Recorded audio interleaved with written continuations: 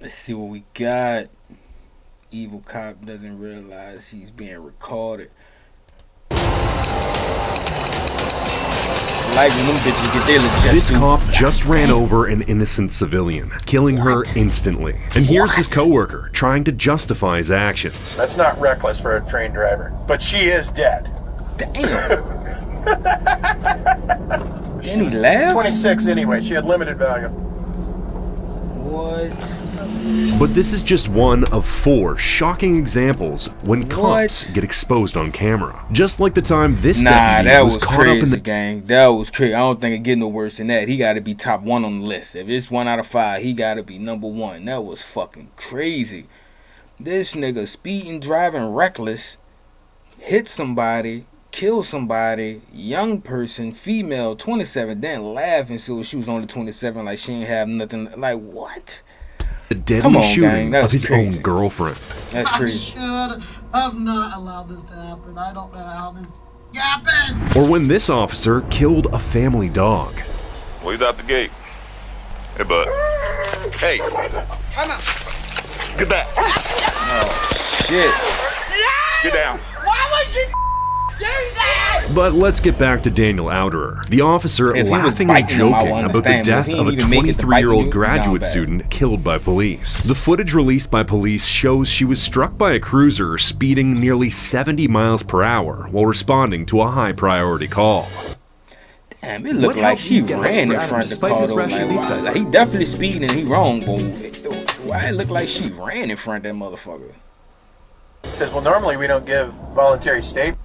While responding to a high-priority call. He said, well, normally we don't give voluntary statements. I said, hey, you're going to have to decide if you wanted to give a statement or not, but it does not seem like there's a criminal investigation going on. He's going 50. That's not out of control. That's not reckless for a train driver. He said she was in a crosswalk. There's a witness. So it don't seem like he's the one who hit her, because he's talking about he's da-da-da, he's a train driver, he's this and that and the third, so I don't know. It says no, she wasn't, but that witness could be different because I don't think she was thrown 40 feet either. The accident was ruled nothing more than an accident, but the officer involved must go through a drug test, and that test was conducted by his colleague, Officer Outerer. However, a day later, when this footage was uncovered by a Seattle Police Department employee, he was caught making some deeply disturbing comments about the case. I think she went up on the hood, hit the windshield, then when he hit the brakes, flew off the car. But she is dead.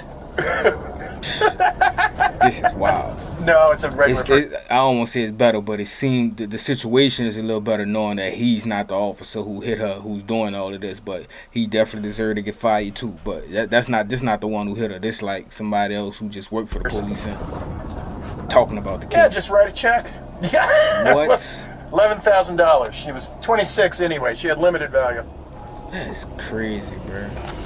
His words weren't just insensitive, they were inhumane. And when confronted, Officer Outerer tried to defend his comments, saying that they were intended to mock the lawyers who'd been involved in the case. But he was still fired from the police department. He later said in a $20 million claim against the city that he was wrongfully terminated. And unfortunately, some officers do far worse than making disturbing comments. One of the most horrifying cases is this predator cop, with more charges than the age of his victims. Can I ask, is this something I should have lawyers on? It all began when police received 2 separate tips about a man engaging in sex acts involving 3 alleged victims. But as the case unfolded, the evidence pointed in a shocking direction at one of their colleagues, Officer Jalen Fleer, a man with a pregnant wife, a new home, and a seemingly perfect life that's about to collapse. For 2 months, investigators stayed on his trail, quietly building their case, while Fleer had no idea he was being watched. Then, once they had enough evidence, they brought him in for questioning. And I will ask what this is about? Yeah, so we're looking into some allegations that were made. It started with a Crime Stopper report, so we're just kind of going from there. We did receive a picture. We looked into it. It looked similar to you, so I don't know if you can take a look at the picture and just tell me if you've seen this picture before. As soon as the detective I heard you don't never really get the money from Crime Stoppers though. Like it's on some scam shit. mentioned the word allegations, Fleer froze and suddenly became attentive. He looked tense tense and uneasy, desperate to know what they'd found and how much trouble he was really in. Yeah, that's definitely me with the gross one. So, this picture right here, how old were you when it was taken? 20. That makes it very easy. This photo came up in connection with some allegations about you communicating with a younger female on Snapchat. Can I ask, is this something I should have lawyers on? At this point, Fleer's worst nightmare was starting to come true. He knew there was no way the detectives could have gotten that photo unless they already had all the chat logs. And now, they were just trying to confirm if it was really him behind the account. So this photo was sent within the last 3 weeks. Have you sent this photo? Still sending. Talking about this shit was when he was 20, but he's still sending shit. That's crazy. Last 3 weeks. Okay. And you've only shared it with a select few people. Yeah, it was a long time ago, so. So I want to make sure to get all the people you have shared it with, just to make sure they wouldn't try to send it. You don't know who I might be able to connect with this photo as far as that one? Oh, that was a long time ago. It was either your wife or whoever the other person you might have shared it with that might have shared the photo again. My question is... My wife would do that. Yeah. We've been together and stuff for so long. It was a bad breakup with my ex, but she wouldn't have saved something like that either. As Fleer kept denying any connection to the allegations and photo, the evidence just didn't add up. The account that shared it used the username J178211. 17 was his college baseball number, 82 was his high school jersey, and 2011 was the year he graduated. So if that account wasn't his, then whoever made it sure knew a lot about him. And as the interrogation went on, Fleer made one big mistake. Does it feel like you're getting robbed every time you make a car insurance payment? But there could be a way out. There's this website called Smarter Auto. You know what I'm saying? No matter what their job is. Shared any images of your penis with anyone? How many times would you say you've done that? A lot. I mean, there's nothing wrong with this photo, right? It's just No, you. I agree. I don't know how it would get in the hands of a younger person. There were also some conversations that were exchanged between you and this person. Me? Okay. I didn't talk to anybody younger, though. Not on Snapchat? No. Not recently? Not recently, no. When asked if he'd talked to a minor on Snapchat, Fleer said not recently, unknowingly admitting to the crime. And knowing the two worst things you can be in prison are a cop or unknowingly admitting to the crime. And knowing the two worst things you can be in prison are a cop or a predator, Fleer quickly asked for a lawyer, as he wasn't about to spend a single minute in a cell. I went to a lawyer because this is kind of, I'm uncomfortable with this. This is weird. Of course, like, you definitely have the ability to do that, and of course, you know, this is completely voluntary. I just don't want to get caught up on something. I fully understand. Soon after Fleer asked for a lawyer, bringing the interrogation to an end, he was quickly served with a search warrant for his phone, car, and home, uncovering a mountain of incriminating evidence linking him to the crimes. Investigators later discovered that Officer Fleer had contacted 41 young girls, some as young as 9 years old. He was immediately placed on leave, had his duties restricted, and was eventually terminated from his position. In May 2021, Fleer pleaded guilty to 20 felony and misdemeanor charges related to acts with minors and attempts to meet minors for purposes. A month later, he was sentenced to 12 years in state prison. However, the next evil cop actually got away with doing something unforgivable.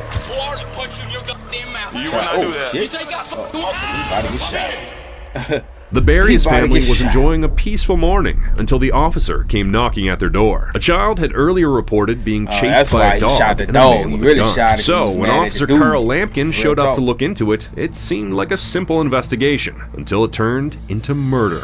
The reason why I'm out here about a call about a kid on your car being chased by dogs and your husband pulling a gun on. We don't even own a gun, for one. Okay. Two, my husband never made it out of the house. I got woke straight up from my dogs raising hell. I opened the door, my gate was open. There's no way for my gate to get open if somebody don't open my gate.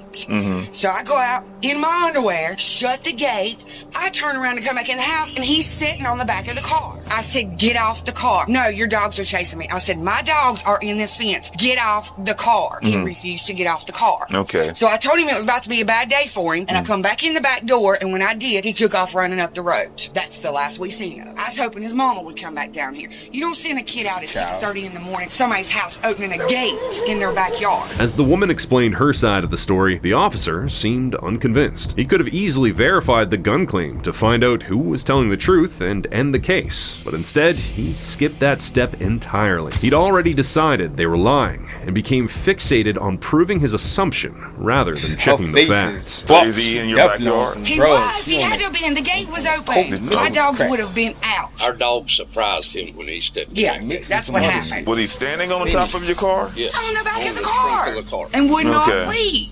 Was his mother on the phone at any time? I don't know. He got down and ran, and that's all we know is he ran around that. And where were your dogs? That road. In the backyard. Did your dogs ever come outside? No. You can go back there. I'll go open here right now, and they will not come out of that fence on you.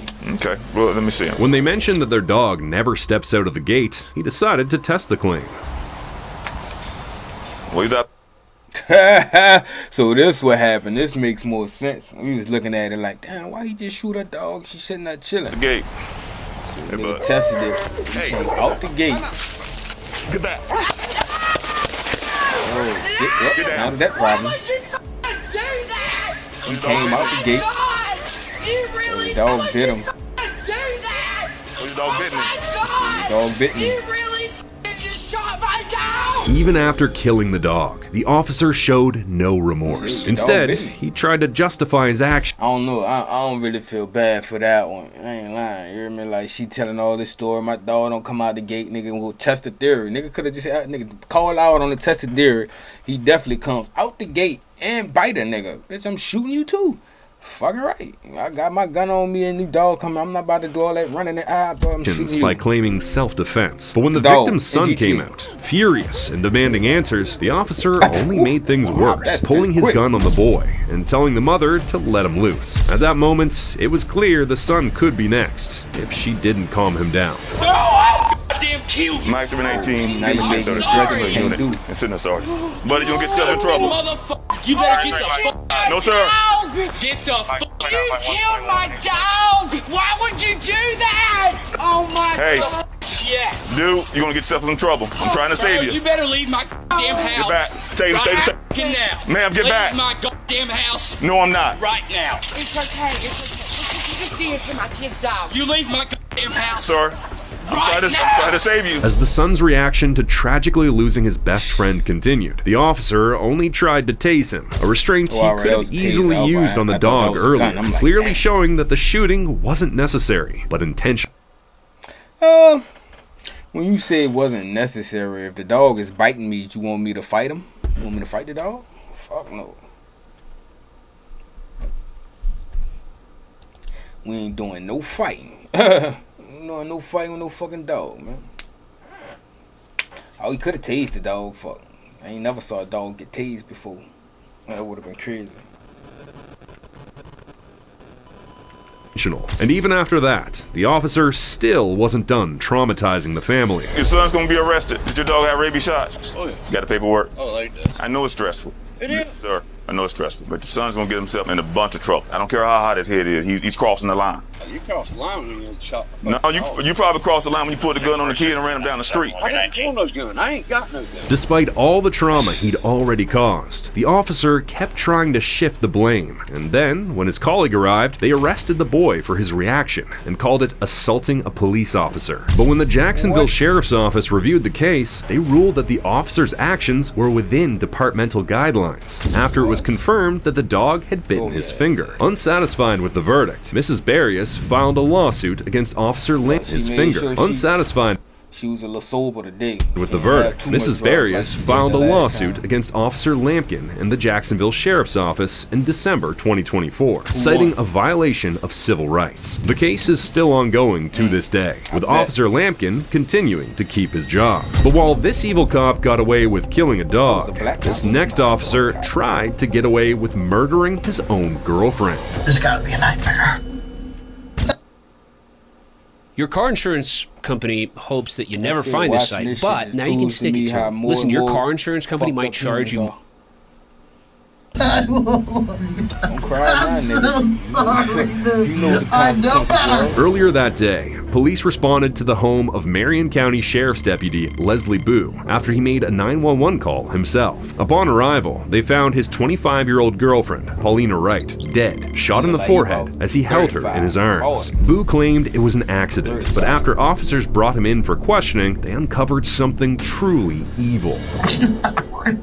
Such a good night. We were having such a good night. This cannot be happening right now. No. She can't be.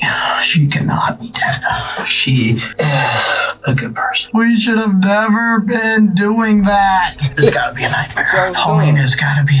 God, please send her back to me. Doing like that. I'm so sorry, dude. I know better. I should have not allowed this to happen. I don't know how this happened. Even though Boo insisted the shooting was a mistake and acted regretful, his reaction suggested something suspicious. As a trained cop, Boo knew there were cameras in the interrogation room, and he probably put on a performance to make it look like it was really a mistake. Tell me exactly what happened. It's an accident. We were training. What do you mean by that? You were training? We were doing dry fire drills and cleaning the guns. I was so worried about her because she picked up a loaded gun. I unloaded her gun and I forgot my magazine. Yeah, if you're doing dry fire, because some people do that. If you're doing dry fire, you gotta safety first. You gotta make sure you check before you do every round. Like, you know what I'm saying? Every time, even if you know ain't nothing in that bitch, check anyway. You hear me? Like, we were sitting at the table. We just got done with them. We came back. We were starting to watch the football game together, and we sat down. I just ordered all of that stuff that was on the table, the new stuff for cleaning and the mat and stuff. And she wanted me to show her how to do it. So we started doing it, and it just led into this. Okay. So was she pointing the gun at you? Were you pointing the gun at her? Like, kind of go through just in a general direction, which I know is wrong. We should not have been doing that. But she told you that she wanted to learn how to do this? Yeah. Boo claimed he had unloaded his girlfriend's pistol, but somehow forgot to unload his own, which already raised serious questions. As a police officer, he knew better than to ever point a gun at someone who wasn't a threat, especially not his girlfriend, unless he really meant to. I start to show her how to clean the gun, or like trading parts back and forth, stuff like that. When you're sitting there, do you have the rifle out at that point? Yeah. Okay, so you have the rifle out at that point. You disassembled it? Yeah. Okay, so you disassembled it and you're telling her how to like clean it? Yeah, how to clean it, what parts are what. Like, I'm handing her some of the parts, and like she's holding it and messing with it while I'm cleaning other parts. Now, does she have the 9mm at that point? Okay. No, we're just trading parts back and forth at that point for the rifle. I reassemble the rifle. She holds it and she like fires it a few times. I was getting ready to put all the guns up or put the rifle up.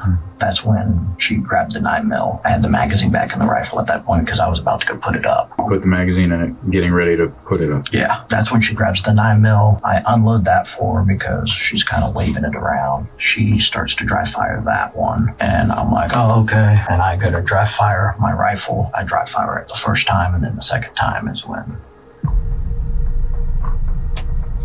That story don't even make no sense. Y'all finished all this and was putting the guns up. Is when it went off?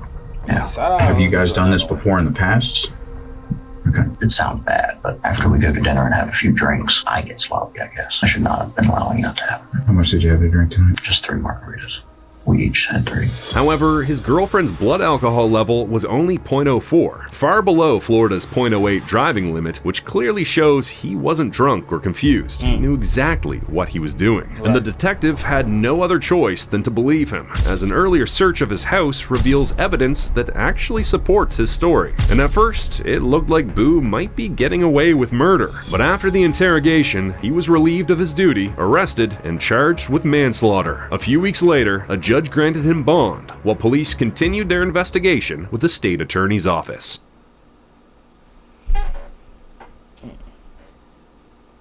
Damn, that was it? That bit went off like that? Oh, that's crazy. Well, I guess y'all like, comment, subscribe, man. I ain't think it was about to just... Hold on, did it end like that or what? Or is this a commercial coming on? Oh yeah, it did end like that. That was it. Like, comment, subscribe, man. I like the dog for the most part. We got a little boring at the end, but you know, bear with me. Like, comment, subscribe. Talk some shit in the comments. I'll talk back.